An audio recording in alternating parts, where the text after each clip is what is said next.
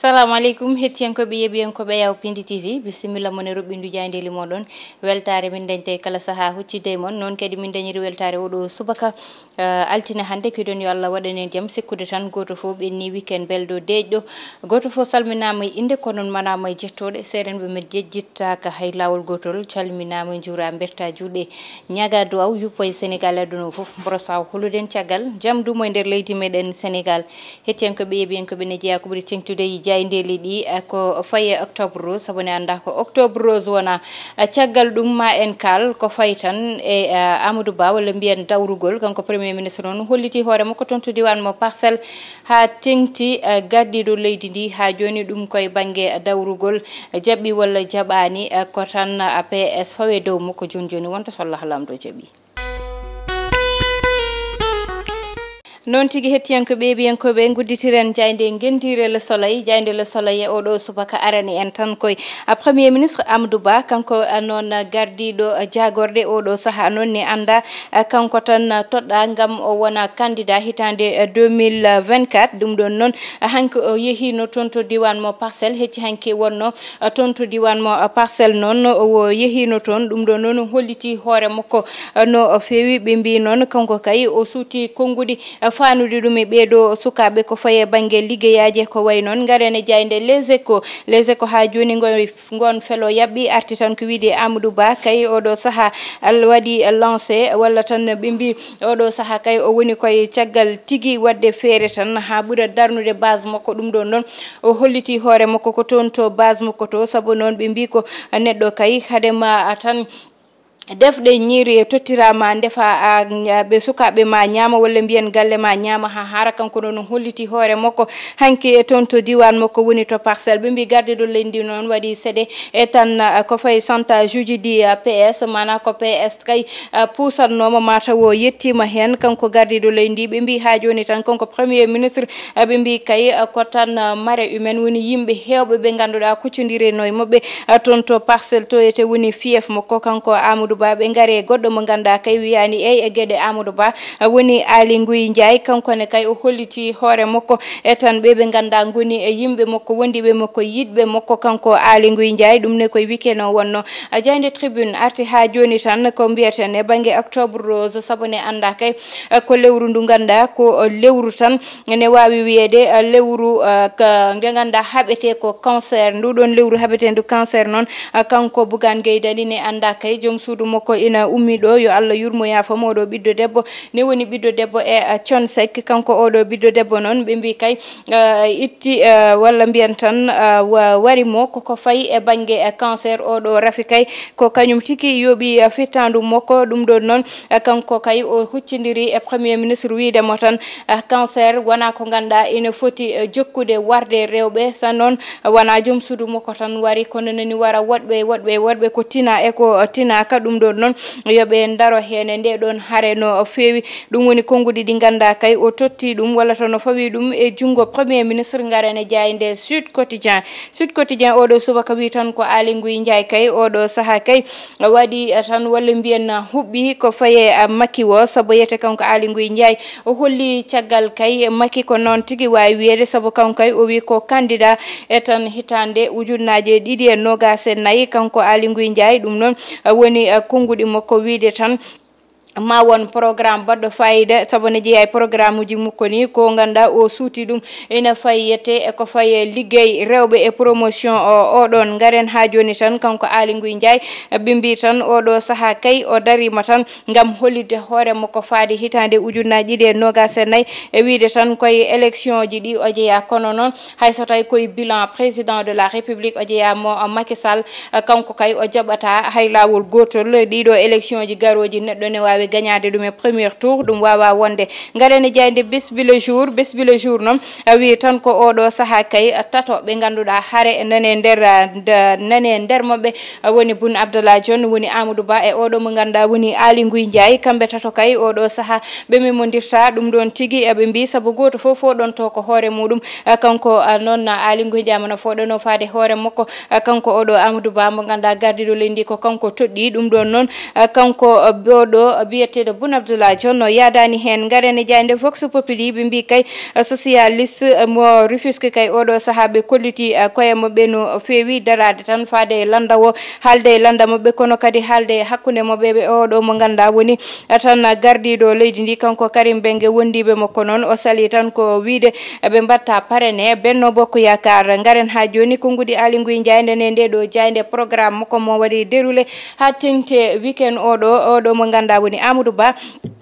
kañum kay yehino toon to ganduɗa ko kañum woni toon to ganduɗa kañum woni to parcelle fief muɗum hollidde toon hoore makko no feewi garene jayde laas kañum noon arti tan ko hewno weekend oɗo toon to Grand Théâtre woni tan Baba Mal Alhaji Baba Mal noon ɓe mbi kay ruttima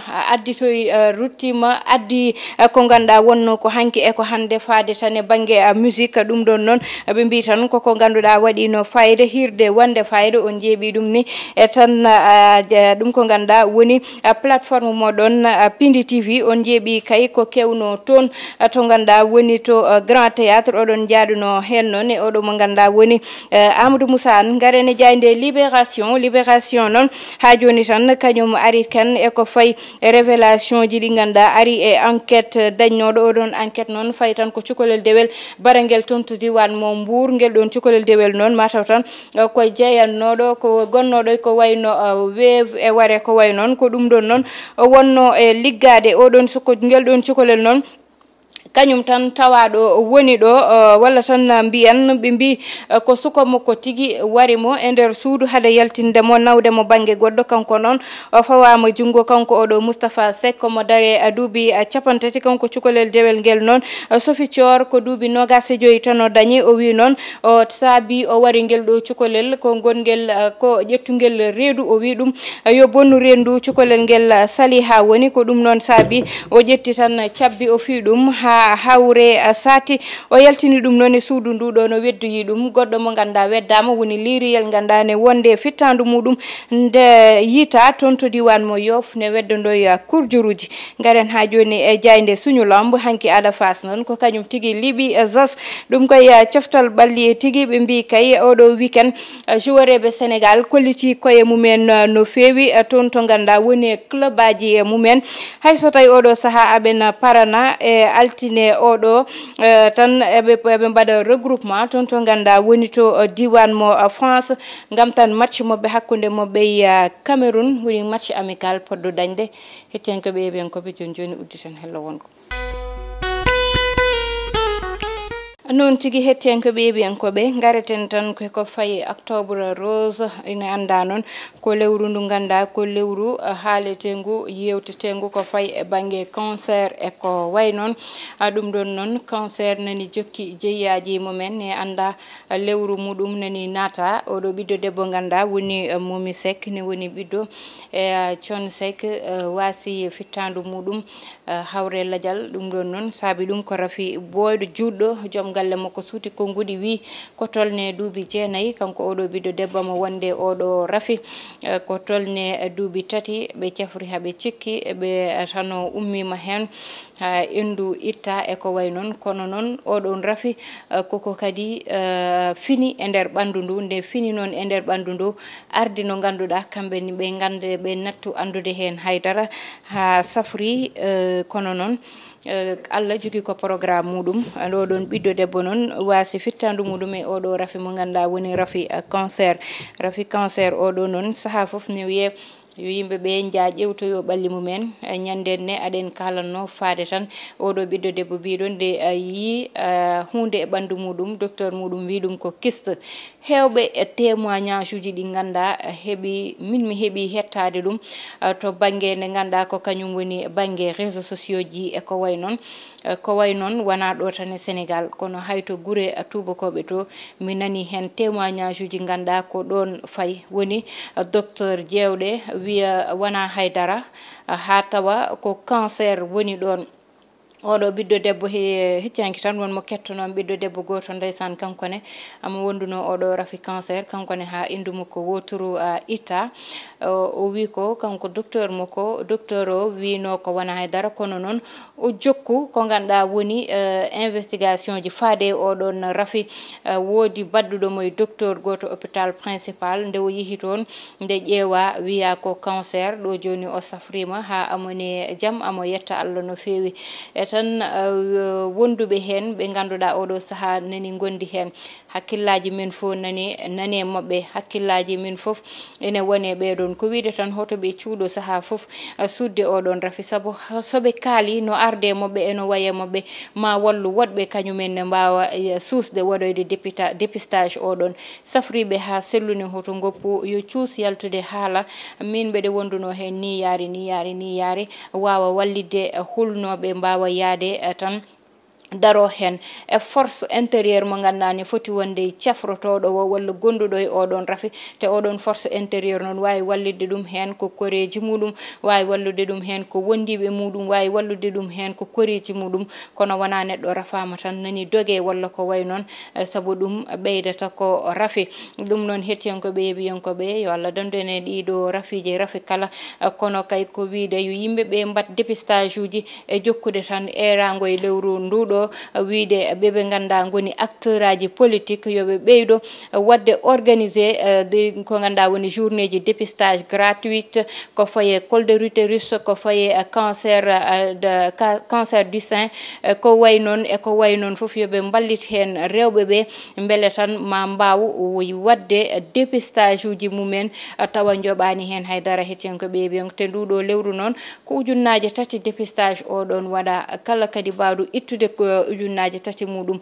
totta ɗum debbo wiya ɗum ya waɗoy dépistage oɗon ne ko ballal ha joni yo Allah waɗanen jaam e kisal hettiyankoɓe yeeɓiyankoɓe haade ɗum kay toon to Mbourne ko kewi toon ko ma en kal hen seeɗa saabu noon oɗo ɓiɗɗo debbo mo ganda warama toon saabi ɗum kone woni cowiɗo haalde soko gorko wi ɗum ittu wi mi ittani ko ha joni tan hollidde sukaɓeɓe wasde ɗumen dañde hilifaɓe saabu cukalel so hunde heeɓi ɗum so rewi lawol hunde heeɓi ɗum yo haalde jignaɓe muɗum wonko ganda ko jignaɓeɓe poti lijjirde ɗum kono wona cukalel ganda dañi tan ko duuɓi 25 saabu 25 ans elle est très jeune ko cukalel